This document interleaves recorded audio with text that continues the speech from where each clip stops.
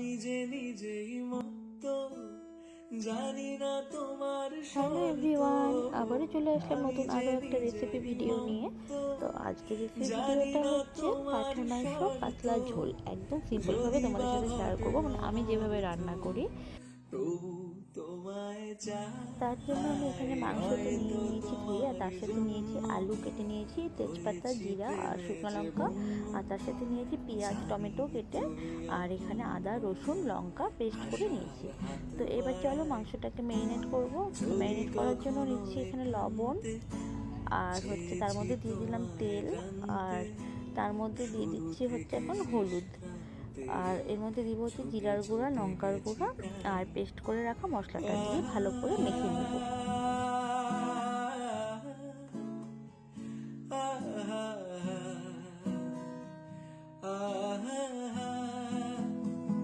আর হ্যাঁ, এর আমি মধ্যে যে আরও টমেটো দুরন্ত, যেগুলো কেটে রেখেছিলাম টমেটোটাও দিয়ে দু দিলাম, আর চোখে কিছুটা কাটা পেঁয়াজও দিয়ে অনন্ত, দিলাম। এবার এটাকে ভালো করে মেখে ঝড়ের কিছুক্ষণ রেখে দিব। মতো তো আধা যে ঘন্টা 1 ঘন্টা টাইম থাকলে তোমরা রেখে দিতে পারো। ছড়াই, আমি বেশিক্ষণ নয়, 10-15 মিনিট রেখে তুমি তো দিয়েছি। তো বলনি রেখে দিয়ে মন্দ, তারপর হচ্ছে রান্না করেছি। তো তবু চলো কেন দেখতে থাকো। প্রতিবন্ধ, তুমি তো বলনি মন্দ, তবু কেন প্রতিবন্ধ, রেখো না মনের দ্বন্দ্ব, সব ছেড়ে চলো যাই, হয়তো তোমারই জন্য হয়েছি প্রেমে যে বন্য। তো আমার জানি মাংসটা তুমি মাখানো হয়ে গেছে, অনন্য, এবার মাংসটাকে ঢেকে রেখে দিলাম। আশার আর হাত এখন হচ্ছে আমি বাড়াই, আলুগুলোকে ভেজে নিব। তো এদিকে আমার কড়াই গরম হয়ে গেছে, কড়াইতে তেল দিয়ে আমি যে দিয়েছি। এবার নিজেই এই তেলের মুক্ত, মধ্যে আলুগুলোকে সব ভেজে নিচ্ছি। জানি না তোমার শর্ত, আমি যে নিজেই মুক্ত, জানি না তোমার শর্ত, যদি বা ঘটে অনর্থ, তবু তোমায় চাই, হয়তো তোমারই জন্য হয়েছি প্রেমে যে বন্য। জানি তুমি অনন্য, আশার হাত বাড়াই, যদি কখনো একান্তে চেয়েছি তোমায় জানতে, শুরু থেকে শেষ প্রান্তে তারপর আমি তেলের মধ্যে দিয়ে ছুটে দিলাম ছুটে তেজপাতা, গেছি তাই। আর হচ্ছে দুটো গোটা শুকনো লঙ্কা ফোড়নে, আর অল্প গোটা জিরা।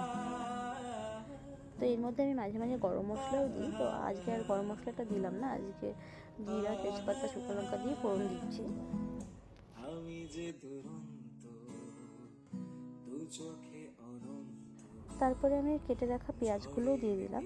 পেঁয়াজগুলোকে এখন আমি হালকা ভেজে নেব, আর তারপর কিন্তু মাংসটা দিব।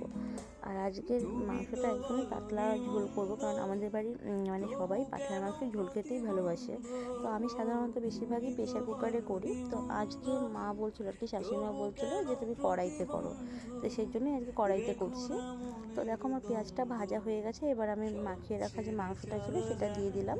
যাই, এখন ভালো করে হয়তো কষিয়ে নিব। তোমারই জন্য হয়েছি প্রেমে যে বন্য।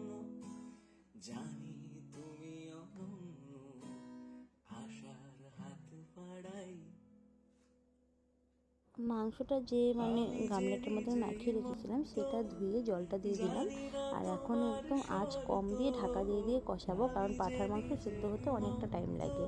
প্রেশারে দিলে একটু জানি না তাড়াতাড়ি হয়ে যায়, যেহেতু তোমার আমি কড়াইতে শর্ত, করছি তো সে কারণে একটু টাইম নিয়ে যদি ভালো বা করে ঘটে মানে কষাবো। অনর্থ, তো দেখো জলটা দিয়ে অনেকক্ষণ আমি তবু ঢেকে ঢেকে কষিয়ে নিয়েছি, তোমায় তো এখন অনেকটাই জল টেনে চাই, গেছে, মানে শুকিয়ে হয়তো গেছে। তো এর তোমারই মধ্যে জন্য আলুটাও দিয়ে দিলাম, এবার আলুর সাথে হয়েছি মিলে মানে প্রেমে মিশিয়ে যে একবারে বন্য। কষাবো। জানি তুমি অনন্য, আশার হাত বাড়াই, যদি কখনো একান্তে চেয়েছি তোমায় জানতে, শুরু থেকে শেষ প্রান্তে ছুটে ছুটে গেছি তাই। তো দেখো আমার মাংসটা ভালোভাবে কষানো হয়ে গেছে, আর যা জল দিয়েছিলাম সব কিন্তু শুকিয়ে মাংসটা থেকে পুরো তেল ছেড়ে দিয়েছে। তো এখন আমি গরম জল মানে পাশে আর একটা গামলার মধ্যে আমি গরম জল করে নিয়েছি, সেটা দিয়ে আমি ঝোলটা দিলাম, ঠান্ডা জল দিলাম না, কারণ ঠান্ডা জল দিলে পরে মাংসর টেস্টটা অনেকটা নষ্ট হয়ে যায়। তো সেই কারণে আমি গরম জলই দিই বেশিরভাগ মাংসতে। চিকেনে মাঝে মধ্যে ঠান্ডা জল দিয়ে দিই, কিন্তু পাঁঠার মাংস তো তাই আমি গরম জলটাই দিলাম।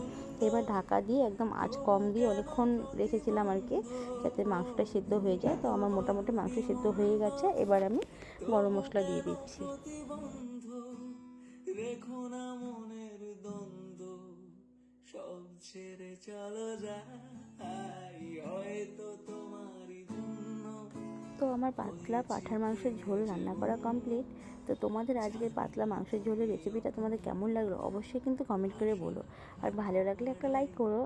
আর আরও নতুন নতুন ভিডিও দেখার জন্য আমার পেজটাকে ফলো করে, মানে আমার প্রোফাইলটাকে ফলো করে আমার পাশে থেকো। আবার দেখা হচ্ছে নতুন ভিডিওর সাথে। তোমরা সকলেই ভালো থেকো, সুস্থ থেকো। তো আজকের মতন টাটা সবাইকে।